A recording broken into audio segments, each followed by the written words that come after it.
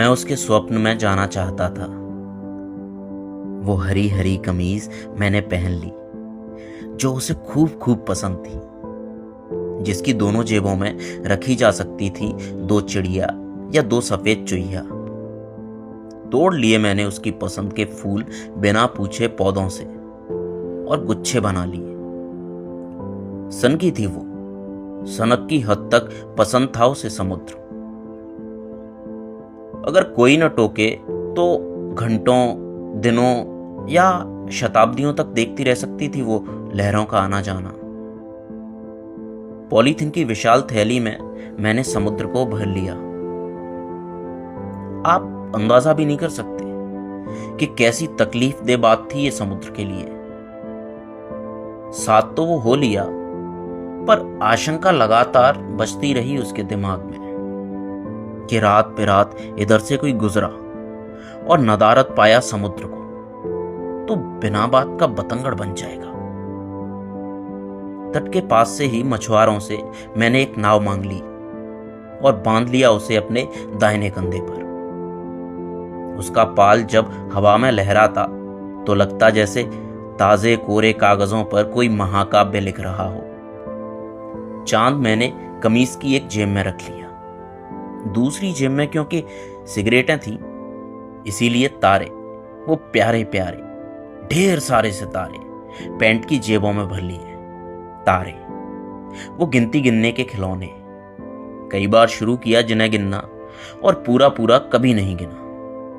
तारे तो तारे थे, मूंगफली नहीं कि खाता चला जाता छील छील कर। खाली भी नहीं थे मेरे हाथ, फूलों से भरे थे। फूलों से मेरे हाथ न हो जैसे हो फूलों से लदे 2 वृक्ष। आखिरी दिन थे महीने के, चिल्लर की तलाश में हाथ जेबों में जब कोलंबस हो जाते हैं सो ऐसी फोकट की चीजों से भरी जा सकती थी जेबें। यह रात 3:10 का वक्त था। सड़क एकदम सुनसान और मैं उसके स्वप्न में जाने के लिए निकल पड़ा।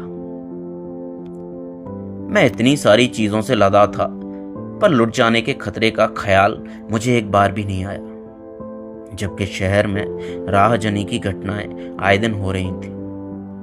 और तो और मुझे सड़क के कुत्तों और गश्ती सिपाहियों का भी ख्याल नहीं आया।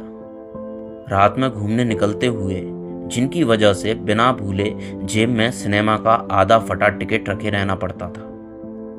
मैं किसी वृक्ष की तरह अपने हरे भरे प्रेम में 4 हाथ ऊपर तक डूबा हुआ, आवारा हवा की तरह पूरी मस्ती में था।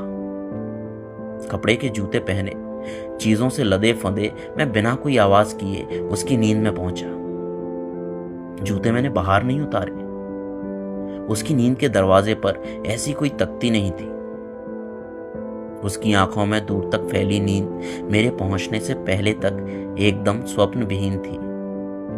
कैलेंडर के तारीखीन हिस्सों से उस एकदम खाली नींद में वो खुश थी न उदास। वो स्थिर जीवन के चित्रों सी नींद एक स्वप्न की प्रतीक्षा सी थी। आकर्षक पर मौन और आंखें और बाहें खोले हुए। मैंने जल नहीं हिलाया, लहर नहीं बनाई, हवा को नहीं कोंचा, पेड़ों को नहीं झंझोड़ा कि मछलियां भागती या जागती चिड़ियां। मैंने सिर्फ इतना किया कि हाथों में थामे फूलों को धीरे धीरे फैला दिया उसकी नींद में। धीरे धीरे गंध और आश्चर्य से भरने लगी वो धीरे धीरे। नींद में जागते हुए देखा उसने गंध को, फूलों को, मेरी कमीज के हरे रंग को और मुझे। नींद में देखते हुए मुस्कुराई, उठी और हवाई स्पंज चप्पल पहनकर हवा पर सवार हो गई। मैंने एक बड़े से बादल को पकड़ा और एक एक कर तमाम चीजें उस पर सजा दी।